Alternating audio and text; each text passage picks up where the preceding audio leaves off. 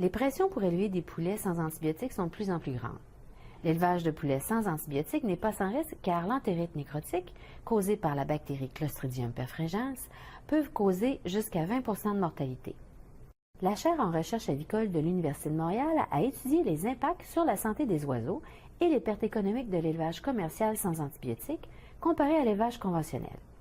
Il est possible d'élever des poulets de chair sans antibiotiques sur certaines fermes, alors que d'autres connaissent des diminutions des performances zootechniques et économiques. Parfois, aucun signe clinique d'entérite nécrotique ne s'est manifesté, alors que d'autres fermes ont connu des problèmes récurrents de cas cliniques et sous-cliniques, et ce pour plusieurs lots consécutifs. Pourquoi cela semble si difficile pour certains éleveurs d'élever des poulets sans antibiotiques? Serait-ce lié à la survie de la bactérie et à son mode d'action dans l'intestin du poulet?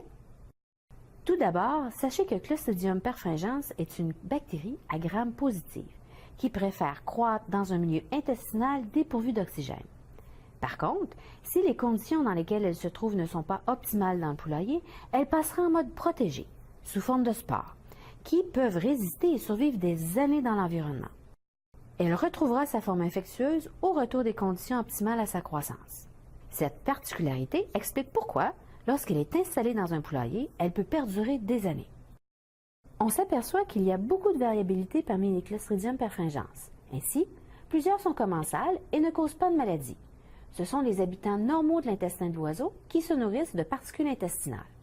Par contre, d'autres sont capables de s'attacher et de façon fulgurante sécréter des toxines appelées alpha et NETB qui vont dissoudre et perforer les cellules tapissant l'intestin. On ne connaît actuellement que quelques-uns des mécanismes de virulence sans savoir encore tout ce qui différencie ces deux types de Clostridium. Une souche de Clostridium perfringens est en mesure de ressentir la présence d'autres bactéries qui l'entourent dans l'intestin. Elle sécrète alors des bactériocines, des substances mortelles qui tueront d'autres bactéries. Une belle façon d'éliminer leurs compétitrices. Par la suite, elle prolifère. Ainsi, une population normale estimée entre 100 et 1000 colonies sera multipliée par 1 million lors d'une éclosion d'entérite nécrotique. Un détail d'importance dans la guerre contre Clostridium est que des gènes de virulence, codant pour la bactériocine perfrine et la toxine NETB, sont situés sur des plasmides, des bouts de brins d'ADN libres qui peuvent se transmettre aisément d'une bactérie à l'autre. Parlons maintenant du rôle des coccidies, de petits parasites affectant les poulets. On sait qu'elles se multiplient dans les cellules intestinales, les faisant éclater.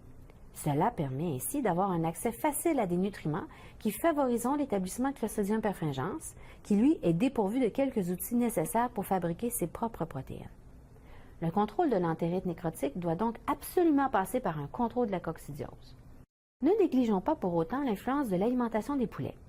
Une diète peu digestible, comportant des protéines non digérées, favorise la prolifération des Clostridium. De plus, des aliments visqueux ralentissant le péristaltisme et la vidange de l'intestin augmentent les chances d'adhésion de Clostridium perfringens aux cellules intestinales.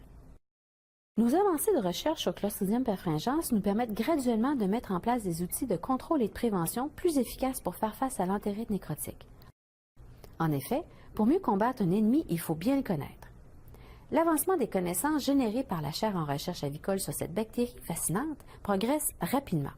Et nul doute que des outils puissants d'analyse génomique nous aideront bientôt à trouver des solutions comme des vaccins pour l'avenir.